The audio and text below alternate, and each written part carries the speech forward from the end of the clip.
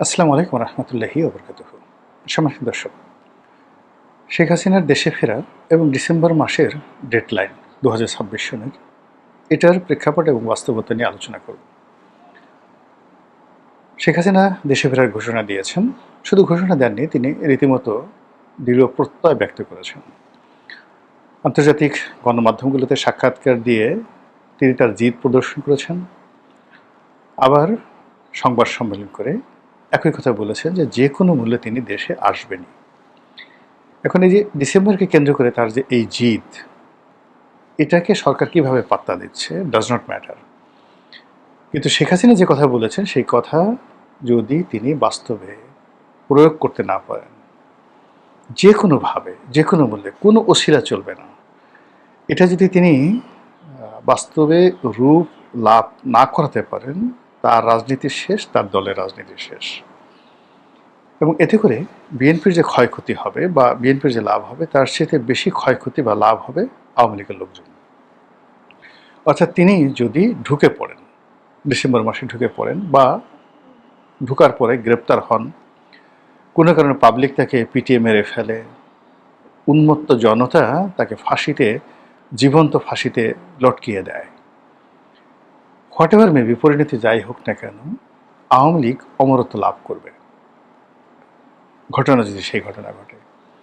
আবার যদি তিনি ঢুকে সফল হয়ে যান, তাহলে তো সব কিছু তার নিয়ন্ত্রণে, ভীষণ রকম নিয়ন্ত্রণে। এখন ইখতিয়ার উদ্দিন মোহাম্মদ বিন বখতিয়ার খলজি যেভাবে বাংলা জয় করেছিলেন এবং রাজা লক্ষণ সেনের দুপুরের মধ্যাহ্নভোজ যেভাবে রীতিমতো কাঙ্গালি ভোজে পরিণত হয়েছিল, ঠিক একই ঘটনা ঘটবে যদি শেখ হাসিনা সফলভাবে ঢুকতে পারেন।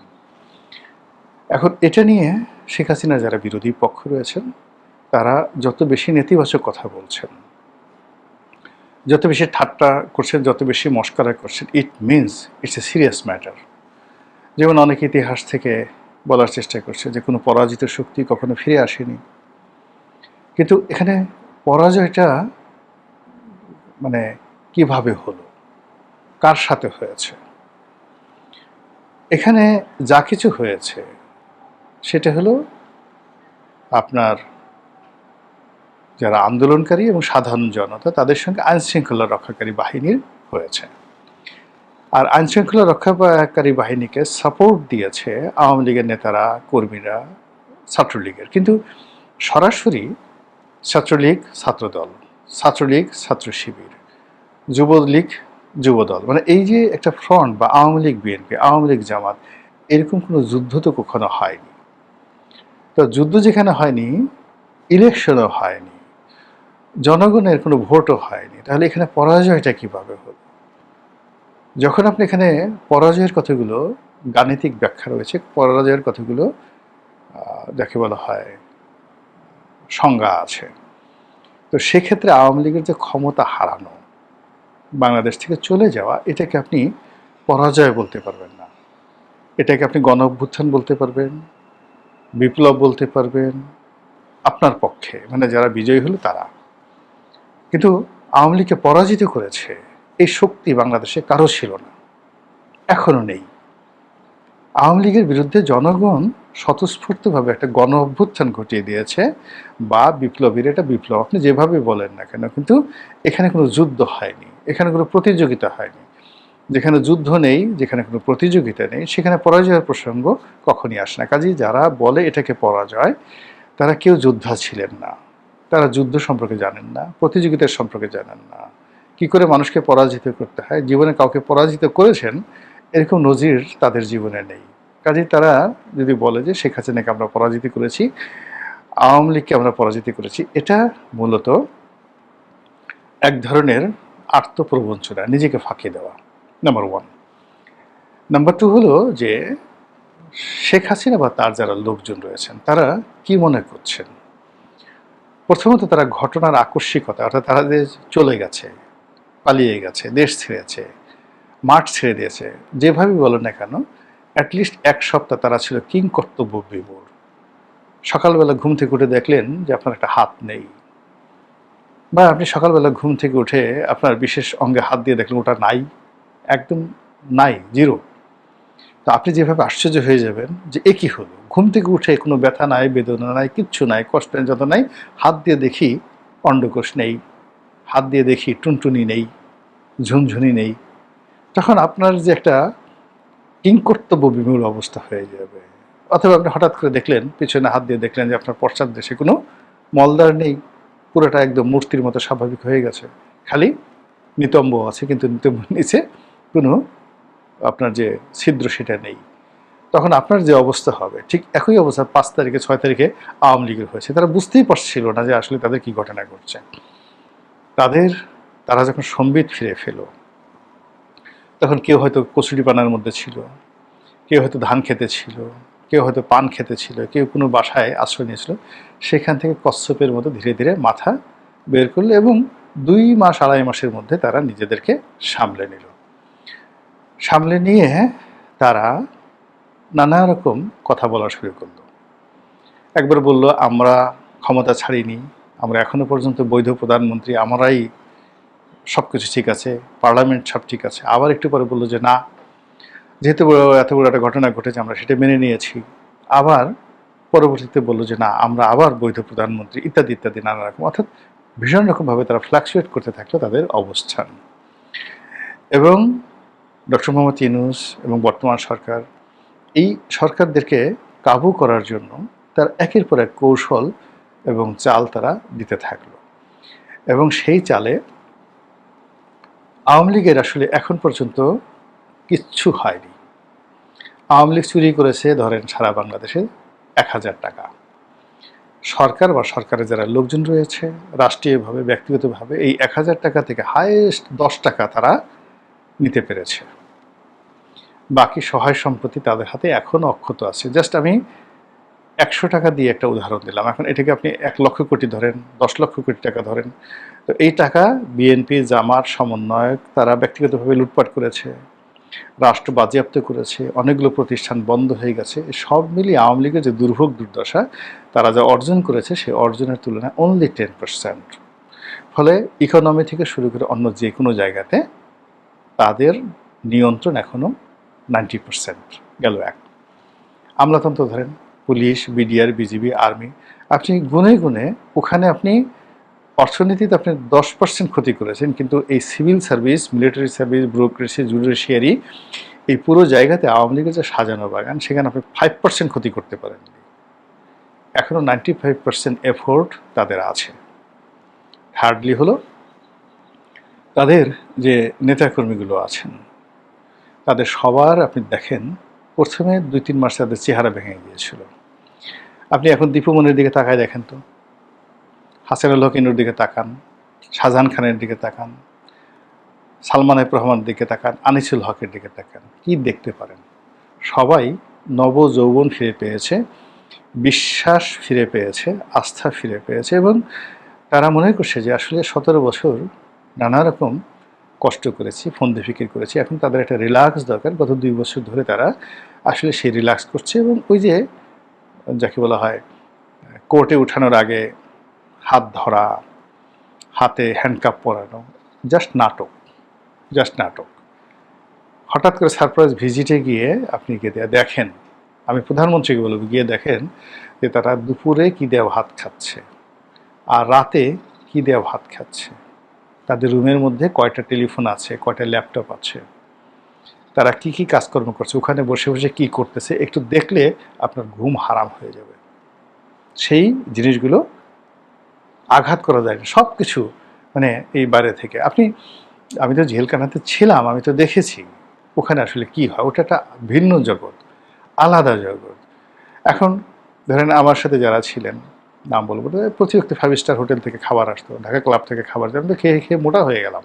আমি কিছুই নিতাম না, কিন্তু অন্যান্য যারা ছিলেন সে কী খাবার, ঘিয়ে ভাজা পরোটা, আলাদা বাবুর্চি, আলাদা ফ্রিজ, এই ওক্তে এই বাড়িতে বাসা থেকে খাবার আসছে, ওর এদিকে আসছে, মানে রীতিমতো একটা শুধুমাত্র বাইরে বেরোতে না পারা, এছাড়া ওখানে বসে সব কিছু দিদারসে টেলিফোনে কথা হচ্ছে, সবাই দিদারসে ওখানে বসে অপরাধ জগৎ চালাচ্ছে, যারা গুন্ডা বদমাইশ আন্ডারওয়ার্ল্ড চালাচ্ছে জেলখানা থেকে, গাঁজা খাচ্ছে, গাঁজার ব্যবসা করছে, ইয়াবার ব্যবসা করছে, এভরিথিং। কাজেই আওয়ামী লীগের লোকজন ওখানে বসে সারাদিন ইয়ানফসি ইয়ানফসি করছে, আল্লাহ বিল্লাহ করছে, অনুশোচনা করছে। এটা আপনি তাদের চেহারার দিকে তাকাইয়ে দেখেন তো এরকম মনে হয় কি না? সবাই মানে জেলে যখন গিয়েছিল বা ২০২৪ সনের এপ্রিল মে মাসে তাদের যে চেহারা সুরত ছিল, তার সাথে এখন জেলে যারা আছে তাদের সবার চেহারা সুরত ভালো হয়ে গেছে। আচ্ছা, বিদেশের মাটিতে যারা আছে, যাদেরকে আপনি দেখতে পান, সে দেখেন তো সমর রেজাউল করিম সাহেব, সাবেক মন্ত্রী মহোদয়, তারপরে শামীম ওসমান সাহেব, তারপরে জাহাঙ্গীর কবির নানক সাহেব, মানে এই সমস্ত যাদেরকে আমরা ভিডিওতে দেখতে পাচ্ছি, ডক্টর হাসান মাহমুদ, বলেন তো এদের কারোর একটা পশম মানে নড়াচড়া করেছে? কারো চেহারা খারাপ হয়ে গেছে? বরং সবাই আগে তাদের যে ত্রুটিগুলো ছিল, ভুলগুলো ছিল, সেগুলো বাদ দিয়ে মানে মনে হয় যেন একটা নবযৌবন ফিরে পেয়েছেন। সবাই একে একজন রয়্যাল বেঙ্গল টাইগার হয়ে গেছেন। আপনি নওফেলের কথা চিন্তা করেন, সাকিব আল হাসানের কথা চিন্তা করেন। আমার মনে হয় সাকিব আল হাসান এখন যে একটা রিল্যাক্স মোডে আছে, মানে মনে হচ্ছে যে আগামীতে সে বাংলাদেশের প্রধানমন্ত্রী হবে, এইরকম একটা আত্মবিশ্বাস তাদের মধ্যে চলে আসছে। আর শেখ হাসিনার কথা শুনেন, জয়ের কথা শুনেন, পুতুলের কথা শুনেন, আপনি শেখ সেলিমের কথা শুনেন। কোনো অবস্থাতে শেখ সেলিমের যে মানে আপনি শেখ হেলালের কথা শুনেন, শেখ হেলালের কথা তো আসে নাই, শেখ হেলালের ছেলে যে তন্ময়ের কথা শুনেন, পুরো শেখ পরিবারের অন্য যারা লোকজন আছে আপনি দেখেন তো, তাপস কিভাবে আছে, পরশ কিভাবে আছে, পরশের স্ত্রী জুথি কিভাবে আছে। সবগুলো দেখবেন যে কেউ আগের চেয়ে খারাপ নাই, বরং আগের চেয়ে ভালো আছে। স্বয়ং শেখ হাসিনা, আমরা তো জানি না, ওখানে দেখেন ওই একই বাড়িতে শেখ হাসিনা এবং শেখ রেহানা আছেন। ভালো করে খোঁজ নিয়ে দেখেন তারা দুই বোন ওখানে কিভাবে আছেন। কলকাতাতে যে সমস্ত আওয়ামী লীগের নেতারা পালিয়ে আছেন, তারা ওখানে বসে কোটি কোটি টাকা খরচ করে দলের নেতা কর্মীদেরকে জামিন করায় দিচ্ছেন।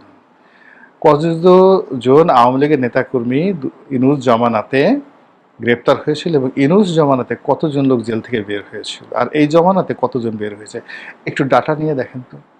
তারা যারা বের হয়েছেন তারা কি খারাপ আছেন? তারা কি কেউ বিএনপিতে যোগদান করেছেন, নাকি তারা শেখ হাসিনাকে বাংলাদেশে আনার জন্য তারা প্ল্যান করছেন? এই জিনিসগুলো চেনে শুনে বুঝে তারপর কথা বলেন। খালি আন্দাজে ডিসেম্বরে কোনোদিন উনি আসতে পারবেন, আরে ওনার আসার দরকারটা কি? ওনার কাজ তো চলতেছে, ওনার কাজটা চলতেছে। এই গেল এক।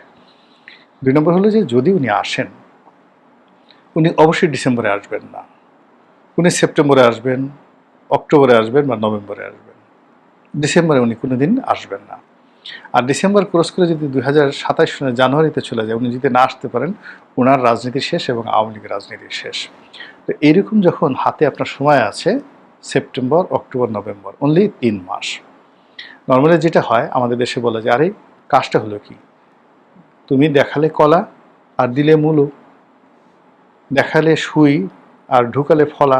ওই যে আমরা যেভাবে ফলা তো বুঝেন যে তীর বা ঢাল সরকি যেটাকে বলা হয়, আপনি সূত্র একটা সুই দিয়ে আপনি আঘাত করবেন বললেন, আপনি রাজি হলেন, কিন্তু দেখা গেল পুরো একেবারে ঢাল সরকি ঢুকিয়ে দিলেন হাতের মধ্যে। তো যুদ্ধের এটা একটা কৌশল।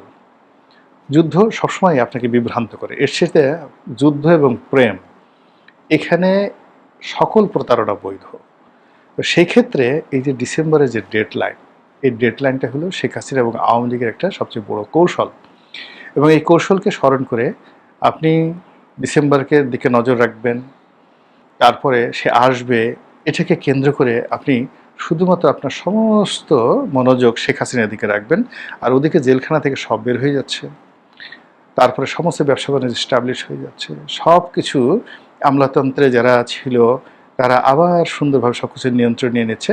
আর আপনি বসে বসে কলা খাচ্ছেন, লেমন জুস খাচ্ছেন, এবং যখন ঠিক দেখবেন যে আপনার বাড়ির পাশে জোরে একটা শব্দ হয়ে গেছে জয় বাংলা। এখনও দেখেন ঢাকা শহরে, ধরেন আমি কোনো দলের নাম বললাম না, যারা খুব বড় বড় কথাবার্তা বলে, খুব সুন্দর করে তার প্রিয় খাবারটি খাচ্ছে, অথবা তার প্রিয়তমা স্ত্রী বা তার প্রেমিকা তাকে আলিঙ্গন করছে, চুম্বন করছে, ঠিক ওই সময়টা যদি পাশের থেকে আপনি টেপ রেকর্ডারে খালি বাজিয়ে দেন জয় বাংলা, মুহূর্তের মধ্যে দেখবেন কান্নার রোল পড়ে গেছে।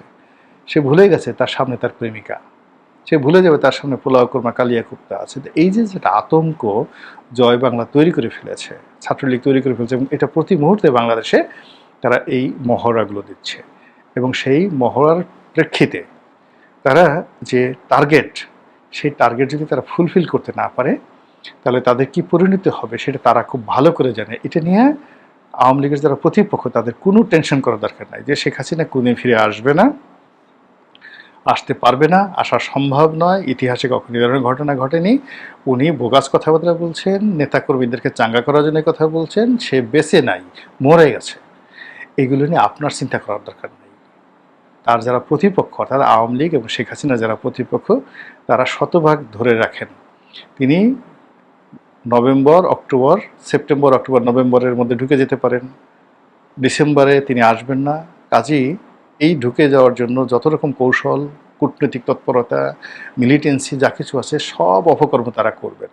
কাজেই সেটাকে রেখে যত বেশি সুন্দরভাবে প্রস্তুতি নেওয়া যাবে তত আওয়ামী লীগ এবং শেখ হাসিনা যারা প্রতিপক্ষ তারা এই নিরাপদ থাকবেন, ভালো থাকবেন এবং সুন্দরভাবে রাষ্ট্র চালাতে পারবেন। মহান আল্লাহ আমাদের সবাইকে হিদায়াত দান করুন এবং হেফাজত করুন। আসসালামু আলাইকুম ওয়া রাহমাতুল্লাহি